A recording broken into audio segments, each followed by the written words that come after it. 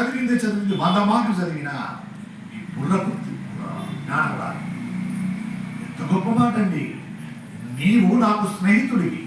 ఎన్ని రోజుల స్నేహం అండి? ఎన్ని జన్మల స్నేహం అండి ఇది? అంతా 10 రోజుల స్నేహం. 10 రోజుల స్నేహానికే నువ్వు నా స్నేహితుడివి. నా స్నేహితుడు అంటే తమ్ముడివి. నా తమ్ముడి యొక్క అన్నగారు నాకు అన్నగారే. రావణాసురుని అగ్రజుడిగా పోల్చుకున్నాడు చూడండి. అది ధర్మం, రాముడికి ఉన్న ధర్మం. ఇది మర్యాద అంటే రాముడి మర్యాద అంటది, రాముడి ధర్మం అంటది, రాముడి యొక్క శక్తి అంటది, రాముడి యొక్క యుక్తి అంటది. రాముడు ఎప్పుడు ధర్మాన్ని పట్టుకుంటాడు, ధర్మాన్ని వదిలి ఎప్పుడు ఉండలేదు. అయినా రాముడు ధర్మాత్ముడు కాదు. తండ్రి మరణిస్తే తన తండ్రి మరణించినంత బాధపడగలగాలి. స్నేహితునికి శుభం జరిగితే తనకే శుభం జరిగినంత ఆనందించగలగాలి. అది స్నేహితునికి ఉండవలసినటువంటి హృదయం. అతన్ని మిత్రుడు అంటారు. మిత్రుడు అంటే అడగకపోయినా సాయం చేసేవాడిని మిత్రుడు అంటారు. అడిగినా సహాయం చేయనివాడు స్నేహితుడు అంటారు. అడగగానే అయ్యో గంట ముందు అడుగుతైపో చేస్తుంది, నిన్ను అడుగుతైపో, మొన్న అడుగుతైపో, మొన్న కలిసావు కదా, మొన్న అడుగుతైపో కదా అన్నవాడు స్నేహితుడు, మిత్రుడు కాదు. మిత్రుడు స్నేహితుడు ఆపదలో ఉన్నాడని తెలుసుకుని వెళ్ళి మందలించిన వాడు మిత్రుడు.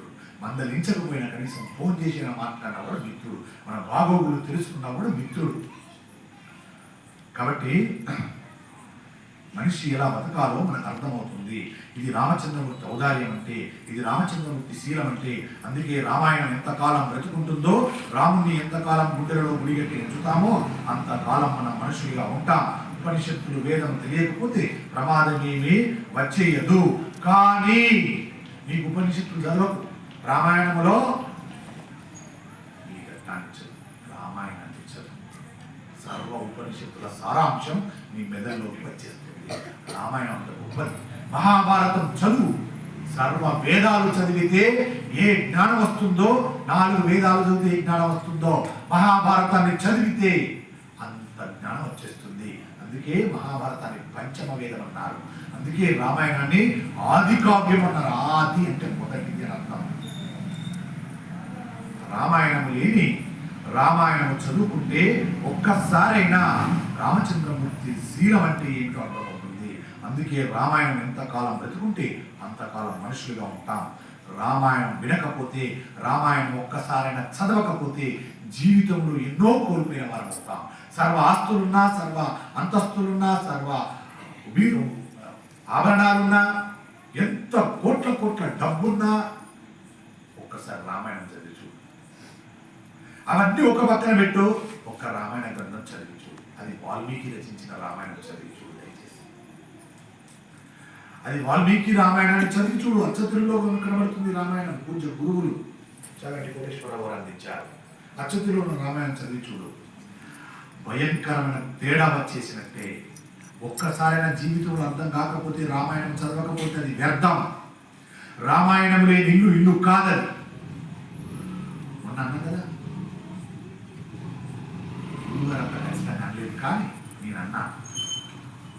గురువు గారు వారి వాక్కు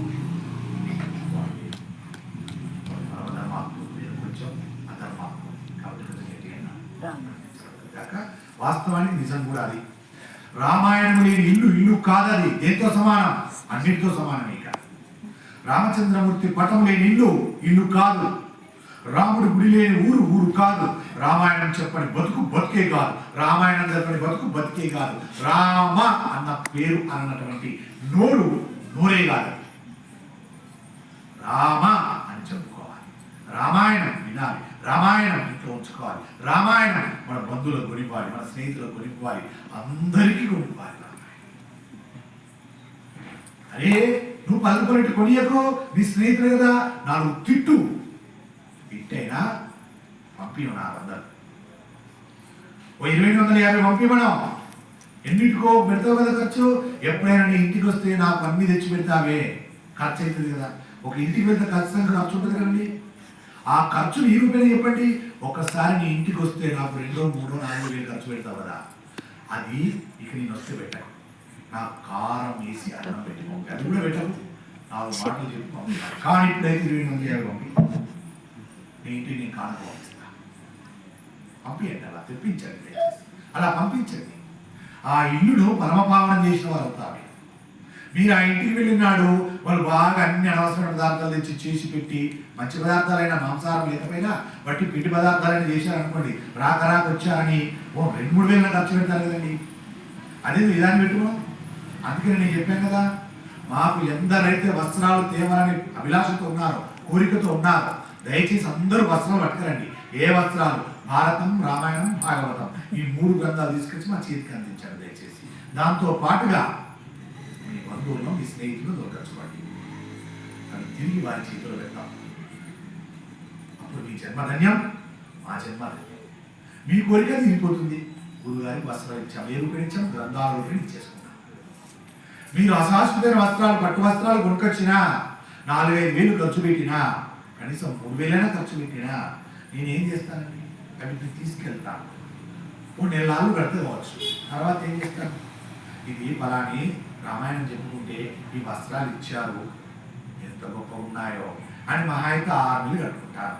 6 నెలల తర్వాత అది ముడతలు పడుతుంది, దాంట్లో ఉన్నటువంటి స్టిఫ్నెస్ పోతుంది, కొత్తదనం పోతుంది. తర్వాత ఇది ఆ రామాయణ వారసులు ఇచ్చారని చెప్పి తీసి పీరువాళ్ళు పెట్టుకుంటానా? తీసుకెళ్లి దేవుడి పూజా మందిరంలో జాగ్రత్తగా పెడతానా? మీరే చెప్పండి. ఏం చేస్తా కదా? మన లాంటి వస్త్రాలు మీరు వర్తిస్తే దేనికి లాభం అండి? అలా కాకుండా ఆ వస్త్రాలు పెట్టి 3,000 రూపాయలు పెట్టి కొని ఎవరింటికైనా పంపించండి. ఆ ఇల్లు భావన. అలా అమ్మ కూడా మీరు వస్త్రాలు పెట్టాలి. ఆ వస్త్రాలకు బదులే ఆ గ్రంథం తీసుకొచ్చి అమ్మ చేతి ఇప్పించండి. పరమపావనమైంది. మీ ఖర్చును ఎంత ధర్మం వైపు తిప్పుతుందండి రామాయణం. పెట్టకపోవడం కూడా తప్పేనండి. అంటే ఇన్ని రోజులు నేను చెప్పలేదు, నాకు అర్థం కాలేదు, కానీ ఈరోజు చెప్పిస్తున్నాడు రామచంద్ర ప్రభు. ఇల్లు కాదది, బ్రతుకు కాదది. రామాయణం ఉండాలి, భారతం ఉండాలి, భాగవతం ఉండాలి.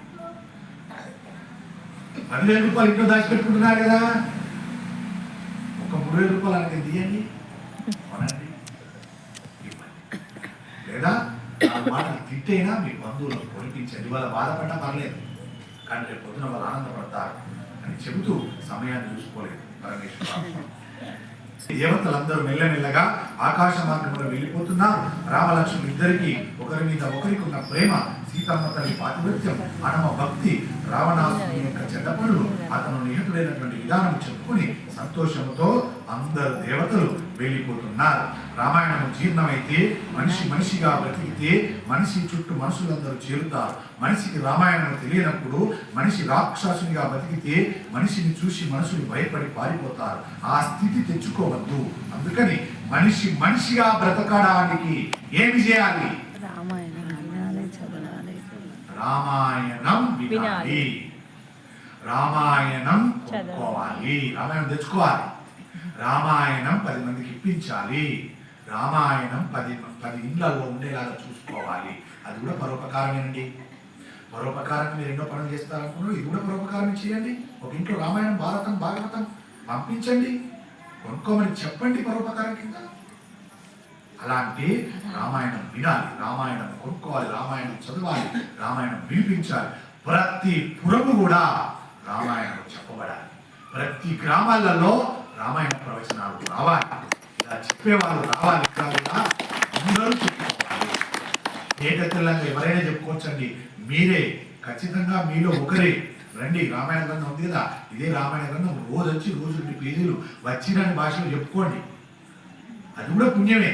ఆ ఊరంతా కూడా పరమపావనమైనది. పాడి పంట, పశువులు, ఆ వంశాలు, ఆ దాంపత్యాలు అన్యోన్యంగా ఆ చిరకాలు ఉండిపోతాయి. ఆ తర్వాత రామచంద్రమూర్తి రామాయణం పరమ ఔషధం ఆ మాటలు చెప్పి దేవతలు వెళ్ళిపోయారు. మాతలు వచ్చి నమస్కారం చేసి ఇంద్రరథం పట్టుకుని ఆయన వెళ్ళిపోయాడు. తర్వాత రామచంద్రమూర్తి లక్ష్మణమూర్తిని పిలిచి యుద్ధం అంతా అయిపోయింది. విభీషణుడు రావణాసుడికి అంత్యేష్టి సంస్కారం చేసేశాడు. రాముడు ఎక్కిన తర్వాత విన్నాడు. విభీషణుడు అంత్యేష్టి సంస్కారం చేశాడు. ఎందుకు నువ్వు చేయకపోతే నేను చేస్తానన్నాడు. నాకు అన్న, నీకు అన్న కదా, నువ్వు నా స్నేహితుడు కాబట్టి నాకు అన్ననే, కాబట్టి నీవు చేయకపోతే విభీషణ నేను చేస్తాను అంత్యేష్టి సంస్కారం. నా గొప్ప సంస్కారం ఉన్నటువంటి గొప్ప ధర్మం తెలిసిన రాముడు. అలాంటి రాముడు నడయాడినటువంటి నేల మీద మనం పుట్టాం. అలాంటి రాముడు తిరిగిన నేల ఇది. అలాంటి నేల మీద మనం పుట్టి చేయకూడని అకృత్యాలు చేస్తున్నాం, అనకూడని మాటలు మాట్లాడుతున్నాం, ప్రవర్తించకూడని ప్రవర్తన చేస్తున్నాం. అవి మానుకోవాలి అంటే రామనామం చెప్పుకోవాలి, రామాయణం ఇంట్లో ఉండాలి. ఆ రకంగా యుద్ధం అంతా అయిపోయిన తర్వాత సీతమ్మ తల్లి ఎక్కడ ఉన్నదోనని రాముడు ఏం చేయాలి? ఇప్పుడు సీతమ్మ తల్లి ఎక్కడ ఉన్నదోనని ఆమెను చూడడానికి వెంటనే వెళ్ళాలి. కానీ ఆయన ఏమి చేశాడో తెలుసా? పరమ భక్తుడైనటువంటి ఇంత లంకను పిల్లలను విడిచి రాముడు వచ్చాడని ఆ రోజున విభీషణుడు నన్ను నమ్మి వచ్చాడు. ఆ రోజు ఇంకా నా చేతిలోకి రాని లంకకు రాజుగా అభిషేకం చేశాను. ఇప్పుడు ముందు సింహాసనం మీద కూర్చుండబెట్టి ఈ విభీషణుడికి అభిషేకం జరిగితే చూడాలనుంది.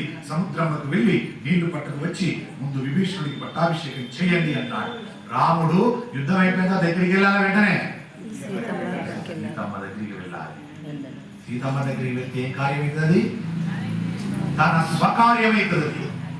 రాముడు ధర్మం చూడండి, స్వకార్యాన్ని పక్కన పెట్టాడు, పరోపకార్యాన్ని ముందు పెట్టుకున్నాడు. ఏ పరోపకారం? విభీషణుడిని రాజు చేయాలి, అది ముందు పెట్టుకున్నాడు. దానికి అర్థం ఉందండి. విభీషణుని ఎందుకు ముందు రాజ్యాలు కూడా అర్థం చెబుతుంది రామాయణం. తన భార్యను చూసుకోవడం కన్నా తనను ఆశ్రయించిన వాడికి ముందు ప్రయోజనం కల్పించడంలో రాముని దృష్టి, రాముని ధర్మం అలా ఉంటుంది. అటువంటి రాముడు నీ సన్నిధిలో ఉంటే అంటాడు, మనకు రాముడు ఒక్కడుండు వరకు చక్రధారి అయి చెంతని ఉండగా మనకు రాముడొక్కడుండు వరకు. రాగంతో కలిపి చదివితే అద్భుతంగా ఉంటుంది. మన రాగం రాదు మాకు గొంతు కొంచెం దెబ్బ తగిలితే ఈ మాత్రం బలుగుతున్నట్టు అది పరమేశ్వరుడు. ఈ గొంతు నెల రోజుల పాటు మాట్లాడకుండా యాక్సిడెంట్ అయ్యి ఈ గొంతు రాలేదు. వాస్తవం చెప్పాలంటే, పెద్ద అక్షర సత్యం నిజం చెప్పాలంటే, భారతం రామాయణం చెప్పుకున్నప్పటి నుండి ఈ గొంతు ఈ మాత్రం పలకగలుగుతుంది. అంతకుముందు 10 పదాలు పలికితే ఆగిపోయేది గొంతు. ఇవాళ 80 పదాలు కూడా పలకగలుగుతున్నాము, శ్వాసను ఆపగలుగుతున్నామంటే ఈ రామాయణ భారత పుణ్యకథల వల్లనే, పరమేశ్వరుడు వల్లనే చెప్పుకోవచ్చు. భద్రాచల రామదాస్ అంటాడు, రామ నేను నీ వాడనయ్యా అని ఎవరైనా అన్నాడంటే అటువంటి వారిని చెయ్యి తాను విడిచిపెట్టకును ఉంటాడు. చెయ్యి వదిలిపెట్టాడు రామచంద్రమూర్తి. అందుచేత అంత భక్తితో శరణాగతి చేసినటువంటి విభీషణుడికి ముందు పట్టాభిషేకం చేశాడు. తర్వాత సీతమ్మ తల్లి సంగతి చూస్తానన్నాడు. పరమాత్మ ఎంత భక్త పరాధీనుడో చూడండి. నీ వాడనయ్యా రామ అని విభీషణుడు వచ్చాడు. ఇవాళ రాముడు ఆ వాడికి నేను చేయవలసింది చేయాలి కదా అని చేశాడు. తర్వాత